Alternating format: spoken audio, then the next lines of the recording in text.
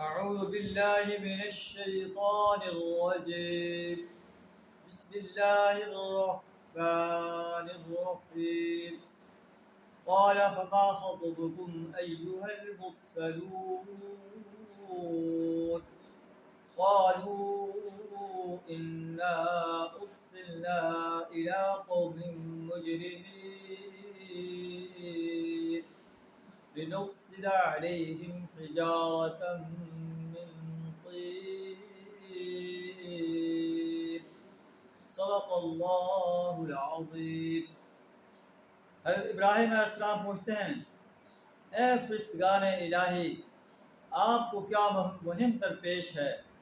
انہیں کہا ہم مجرم قوم کی طرف بھیجے گئے ہیں، لنرسل علیہم حجارۃ من طین، تاکہ اس پر پکی ہوئی مٹی کے پتھر برسا دیں، مصوبۃ عند ربک للمسرفین، آپ کے رب کی طرف سے حد سے گزر جانے والوں کے لیے نشان زدہ.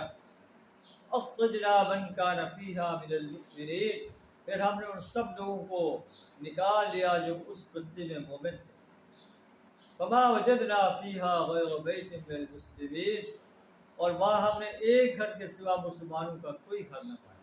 حضرت لوط علیہ السلام کی بستی کی طرف اشارہ ہے، جنہوں نے اپنی قوم کو دعوت دی اور توحید کی.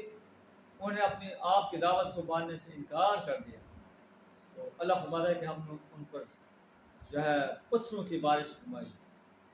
ارسلنا علیہا حجارۃ من طین مصومۃ عند ربک، اور فجعلنا عالیہا سافلہا، زمین کو تلپٹ کر دیا.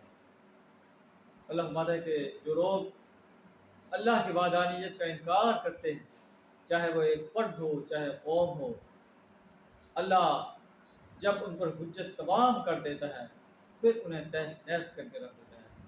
قریش مکہ کو وارننگ دی جا رہی ہے، اگر تم بھی نبی صلی اللہ علیہ وسلم کی دعوت کا انکار کرو گے تو تمہیں بھی ایسے ہی عذاب کا سامنا کرنا پڑ سکتا ہے. اللہ فرماتا ہے وَتَرَكْنَا فِيهَا آیَةً لِلَّذِينَ يَخَافُونَ الْعَذَابَ الْأَلِيمَ، اس کے بعد ہم نے وہاں بس ایک نشانی ان لوگوں کے لیے چھوڑ دی جو دردناک عذاب سے ڈرتے ہیں. اللہ سبحانہ ہمیں ایسا طرز عمل اپنانے سے اپنی پناہ عطا فرمائے. وآخر دعوانا الحمد للہ رب العالمین.